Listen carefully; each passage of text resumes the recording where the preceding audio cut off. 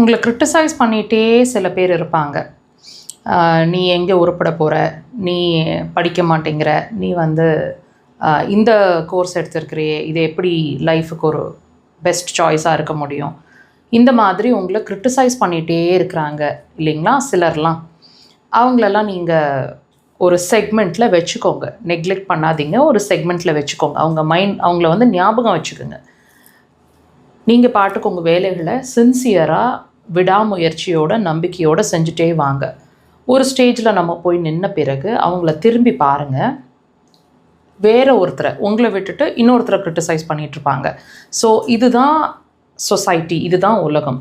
So இது மாதிரி பீப்புளை நம்ம தினசரி க்ராஸ் பண்ண வேண்டி இருக்கும்.